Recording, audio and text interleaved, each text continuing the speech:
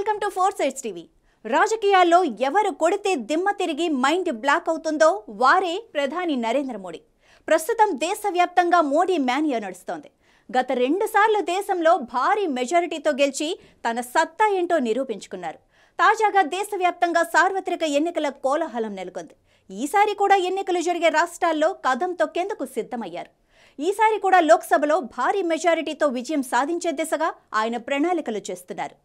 పార్లమెంట్లో అత్యధిక సీట్లు గెలవాలనే తలంపుతో మోడీ ముందుకు సాగుతున్నారు. వచ్చే ఎన్నికల కోసం మోడీ వ్యూహాలేంటి?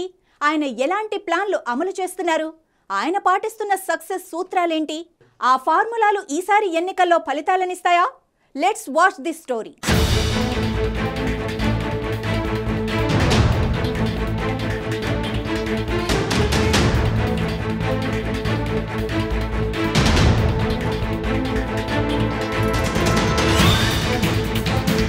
ఎన్నికలు ఏవైనా సరే తన మార్కు చూపటంలో మోదీ తర్వాతే ఎవరైనా అనొచ్చు.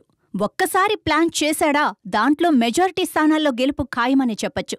ప్రత్యర్థి ఎవరైనా సరే తన స్టైల్లో వారిని ఫేస్ చేసి విక్టరీని సొంతం చేసుకుంటారు ప్రధాని మోడీ. ఎంతటి తలపండిన రాజకీయ నాయకుడైనా మోదీ చాతుర్యం ముందు దిగదుడిపేనన్న వాదనలు గట్టిగానే వినిపిస్తున్నాయి. ఇక ఈసారి కూడా ఎన్నికల్లో మోడీ ప్రత్యేక వ్యూహాలు పన్నుతున్నారు. ఎన్నికల వేళ మోడీ తన అస్త్రాల్ని బయటకు తీస్తున్నారు. ముఖ్యంగా సీనియర్లతో పాటు కొత్తవారికి కూడా ఎంపీ అభ్యర్థులుగా అవకాశం కల్పించే వ్యూహాలు చేస్తున్నారు. తొలి జాబితాలో ప్రధాని నరేంద్ర మోడీతో పాటు 34 మంది కేంద్ర మంత్రులున్నారు. అయితే తొలి జాబితాలో 33 మంది సిట్టింగ్ ఎంపీలకు ఈసారి అవకాశం ఇవ్వలేదు. రెండో జాబితాలో నితిన్ గడ్కరీ, పీయూష్ గోయల్, అనురాగ్ ఠాకూర్, ప్రహ్లాద్ జోషి సహా 9 మంది కేంద్ర మంత్రులున్నారు. రెండో జాబితాలో 31 మంది ఎంపీల స్థానంలో కొత్త అభ్యర్థులను ప్రకటించింది.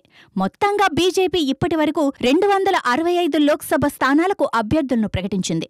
రెండో జాబితాతో మధ్యప్రదేశ్, ఢిల్లీ, త్రిపుర, ఉత్తరాఖండ్ రాష్ట్రాల్లోని అన్ని స్థానాలకు బీజేపీ అభ్యర్థులను ప్రకటించింది. రెండో జాబితాలో మహారాష్ట్రలోని ముంబై నార్త్ స్థానం నుంచి కేంద్ర వాణిజ్య శాఖ మంత్రి పీయూష్ గోయల్ ను బీజేపీ బరిలోకి దింపింది. రాజ్యసభ సభ్యుడిగా ఉన్న గోయల్ 2024 లోక్సభ ఎన్నికల్లో బరిలోకి దిగుతున్నారు. ముంబైలో పుట్టి పెరిగిన గోయల్ రాష్ట్రం నుంచి 3 సార్లు ఎమ్మెల్యేగా ఎన్నికయ్యారు. గోయల్ తన మంత్రివర్గ సహచరులు రాజ్యసభ సభ్యులు మన్సుఖ్ మాండవీయ, సర్బానంద సోనోవాల్, జ్యోతిరాదిత్య సింధ్యా, రాజీవ్ చంద్రశేఖర్, భూపేంద్ర యాదవ్, పురుషోత్తం రూపాలా, వి మురళీధరన్లతో పాటు ఈసారి లోక్సభ ఎన్నికల్లో బరిలో దిగుతున్నారు. రాబోయే లోక్సభ ఎన్నికల్లో ఉత్తరాఖండ్లోని గర్వాల్ నుంచి పోటీ చేసేందుకు అనిల్ బలూనీని బీజేపీ బరిలోకి దింపింది. బలూనీ పార్టీ మీడియా సెల్ అధిపతిగా 2018 నుంచి రాజ్యసభ సభ్యుడిగా కొనసాగుతున్నారు. కాషాయ పార్టీ వచ్చే లోక్సభ ఎన్నికల్లో మాజీ సీఎంలను కూడా బరిలోకి దింపుతోంది. బీజేపీ రెండో జాబితాలో హర్యానా మాజీ సీఎం మనోహర్ లాల్ ఖట్టర్ ఈసారి లోక్సభ ఎన్నికల్లో పోటీ చేస్తున్నారు. కర్నాల్ నుంచి కర్ణాటక మాజీ సీఎం బసవరాజ్ బొమ్మే కూడా పోటీ చేస్తున్నారు. ఉత్తరాఖండ్ మాజీ సీఎం త్రివేంద్ర సింగ్ రావత్ ను హరిద్వార్ నుంచి పోటీకి దింపుతోంది. మధ్యప్రదేశ్ మాజీ సీఎం శివరాజ్ సింగ్ చౌహాన్, త్రిపుర మాజీ సీఎం బిప్లబ్ దేబ్, అస్సాం మాజీ సీఎం సర్బానంద సోనోవాల్ మార్చి 2న విడుదల చేసిన బీజేపీ తొలి లోక్సభ అభ్యర్థుల జాబితాలో ఉన్నారు. ఇంతకీ ఇంతమంది మాజీ సీఎంలను ఎందుకు బరిలోకి దింపుతున్నారు? మోదీ చేస్తున్న ప్రయోగమేంటి? ఇంతమంది పరిపాలనా అనుభవం ఉన్నవారిని కింది స్థాయిలో నుంచి నెట్వర్క్ ఉన్నవాళ్లను పోటీకి పెడుతున్న కారణాలేంటి అనే విషయాలపై దేశవ్యాప్తంగా చర్చ సాగుతోంది.